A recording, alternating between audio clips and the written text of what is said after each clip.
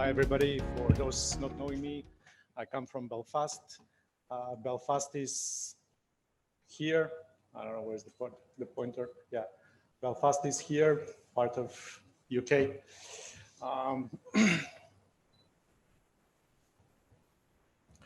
This is the institution where I work, and today I'm going to talk to you about radiation protection in neurosurgery, in particular spinal surgery. I started reading about that when I started doing minimally invasive. It happened that lately I do a lot of that, and I started doing that without navigation. So this was a topic of particular interest for me, and that's why I started reading about that. And I discovered that I don't know, and I am misinformed about a lot of things. So with the advent and the gaining popularity of the minimal invasive surgery, now it's a fact that we as spinal surgeons, we are exposed to a lot of radiation. And now, as per the data from the companies that are producing the respective implants, about 30% of the surgeries, spinal surgeries in US are done minimally invasive, and in contrast, 3% around the world, but it's going up. So that's going to be even bigger problem. And the other thing is not everybody is possible to allow navigation platform for spine. So that is a very interesting and good topic to discuss. You can see down there, France did a research, and they found that roughly about 3 times more radiation you need to place a minimal invasive screw if you compare to the open techniques. So this is how the X-ray works. This is the beam, the tube that is producing the beam, and the image intensifier is detecting. But this is not your main danger. The main danger is not here unless you do a very specific technique that really requires for you to work under the beam, or you are not aware of the problems that the beam can cause. So the main problem for us is the scatter. This is the radiation that's been reflected from the body and from different surfaces. And you can see that depending on the position, the scatter could be quite different here. So again, scatter, this is the main enemy for the surgeon. So let's see how can we and what we do in order to diminish the influence of that scatter. So this is the cloud that the scatter will produce. And you can see that the dose that you're getting is quite different, and it goes rapidly down with the distance. And it is also very different if comparing to depending on the side that you stand. If on a lateral position you stand on the side of the tube, you're getting quite a lot of radiation comparing to if you stand on the contralateral side where the image intensifier is. As you can see here, this is factor 8 difference, which is quite significant difference. So that is very important for you to plan your surgery so you don't stay on the dangerous side.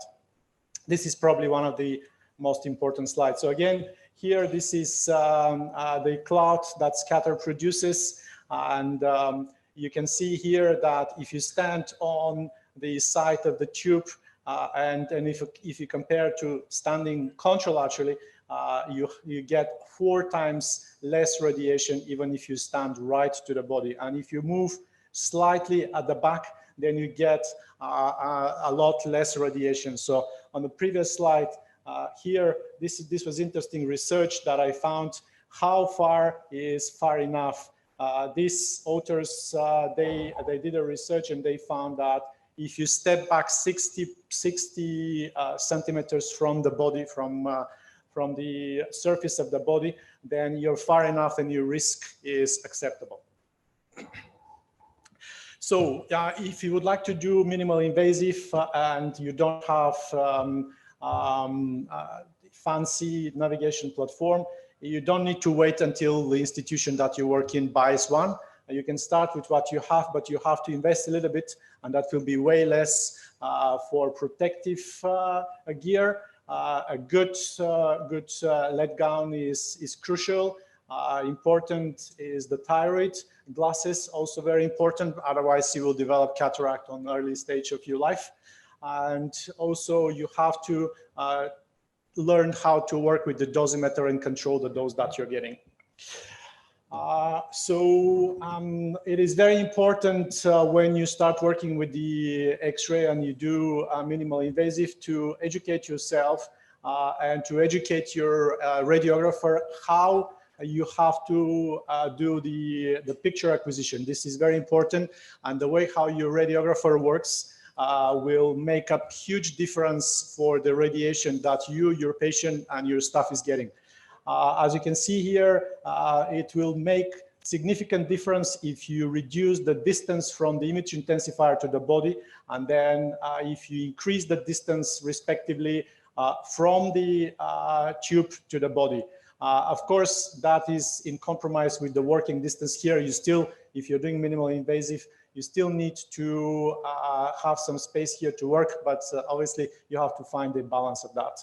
Also, you have to be aware of the so-called hostile C-arm positions. If you're not true AP and true lateral, that makes significant difference for the scatter that you get, and that may diminish significantly your the effectiveness of your lead gown.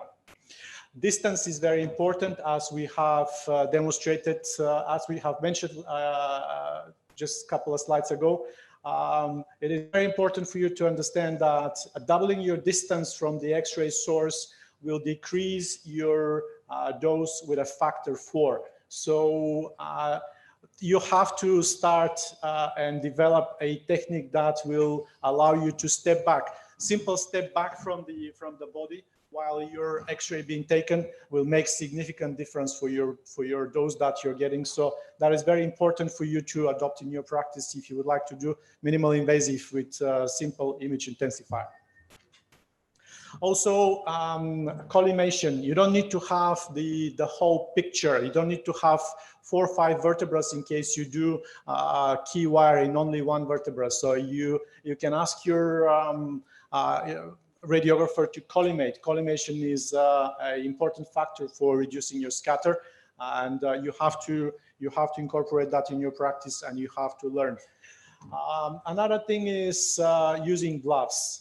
I started initially using X-ray gloves, lead gloves for my minimal invasive stuff until I started reading about that.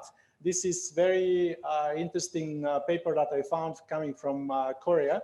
The authors made a trial, so they wrapped a radiation detector, which is A. They wrapped it in a lead-protected glove, and they put it on the surface of the patient. And they they put another detector, which was not wrapped with a glove, but it was just 20 centimeters away from the surface of the patient. And they found that the detector B, that is not protected by a glove and is just 20 centimeters away from the surface of the patient, gets less radiation than the one that is protected with the glove. So that was enough for me to stop using gloves. And I believe that if you can avoid this situation when you can see your finger on the screen, that is enough for you to protect your hands. If you don't see your hands on the screen, and if you can use, for example, some instrument, most of the companies now provide long instruments for you to hold your Jamshidi, for example, or some other instruments, that will be enough for you to stop buying the expensive lead protected gloves. And also this demonstrates again how important is the distance. Remember, 20 centimeters away from the body, unprotected gives you less radiation. Another problem and another solution that I have found is the so-called unnecessary X-rays that your radiographer will start taking, especially if he is not experienced and if he is not working on you regularly. So if you have one image intensifier, if you do, let's say, minimal invasive screws, you have to ask for AP, you have to ask for lateral, you have to alternate that. And then in between, until you get the right position back, your radiographer will take a lot of pictures sometimes in order to get the right picture for you that is suitable for your purpose. So I started asking my radiographers to mark the position. See here on the C-arm, they mark the angle and they mark the floor. So if you do that, you reduce your pictures and that are unnecessary, and that will give you lower radiation dose. Good surgical technique obviously is important. With good surgical technique, you are possible to reduce. The surgical technique is not the scope of that talk. That's the last slide that I wanted to show you. With a combination of good surgical technique and with the measures that I have just showed to you, I managed to, and also obviously with experience, I managed to reduce significantly the dose of radiation that I'm getting using only simple image intensifier. Thank you. Thank you, Dr. Peev. And we'll move to the next speaker, Dr. Riaz Rahman. Is he here? Okay. We'll talk about under the title of Outcome of Spine Fixation for Unstable Fracture at Dorsal Lumbar Function, including fractured vertebra in pericuspal fixation.